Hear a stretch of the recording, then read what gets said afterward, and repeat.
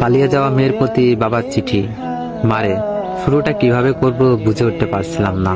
যেদিন তুই তোর মায়ের অস্তিত্ব ছেড়ে ভূপৃষ্ঠ হয়েছিলি, সেদিন থেকেই তোকে মা বলে ডাকতে শুরু করলাম।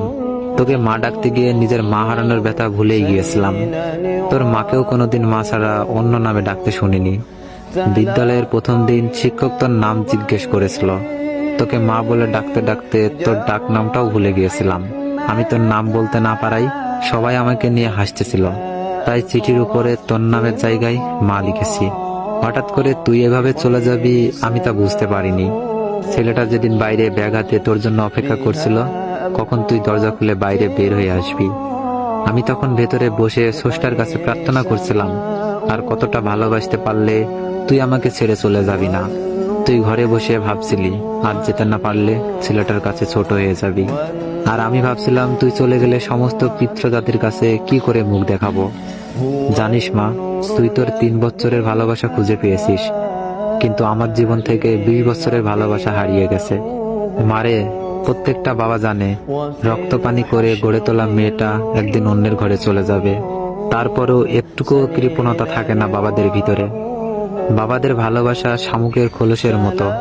মা, বাইরটা শক্ত হলেও ভেতরটা খুব নরম হয়ে থাকে। বাবারা সন্তানদের কতটা ভালোবাসে তা বোঝাতে পারবো না, তবে অনেকটা ভালোবাসতে পারে। জানি মা, আমার লেখাগুলো পড়ে তোর খারাপ লাগতে পারে। কি করব বল, তোর তো যৌবনে পা রাখার পর চোখ নাক কান সবকিছুর প্রতি বিবেচনা করে প্রেম করিস।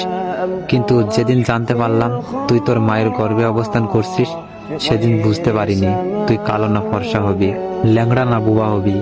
কোনো কিছু অপেক্ষা না করেই তোর প্রেমে পড়েছিলাম, তাই এত কিছু লিখলাম। আমি জানি মা, তোদের সব সন্তানদের একটাই প্রশ্ন, বাবারা কেন তাদের ভালো লাগাটাকে সহজে মানতে চায় না। উত্তরটা তোর ঘাড়ে তোলা থাকলো।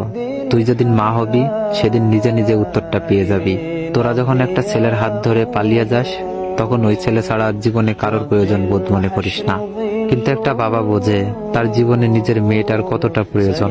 যেদিন তোর নানুর কাছ থেকে তোর মাকে গ্রহণ করেছিলাম, সেদিন প্রতিজ্ঞা করেছিলাম যদি মেয়ে হয় তাহলে নিজের মেয়েটাকে তার স্বামীর হাতে তুলে দিয়ে কন্যাদানের দায়িত্ব থেকে নিজেকে হালকা করব। তাই তোর প্রতি এত অভিমান। মারে, বাবার উপর রাগ করিস না। তোরা যদি অল্প দিনের ভালোবাসার জন্য ঘর ছেড়ে পালাতে পারিস, তবে আমরা 20 বছরের ভালোবাসার জন্য বেপরোয়া হব না কেন? বাবারা মেয়ের সন্তানের জন্মের পর চিন্তা করতে থাকে নিজের মেয়েটাকে সুপাত্রের হাতে তুলে দিতে পারবে তো, আর যৌবনে পা রাখার পর চিন্তা করে কোনো প্রতারকের ফাঁদে পড়ে পালিয়ে যাবে না তো।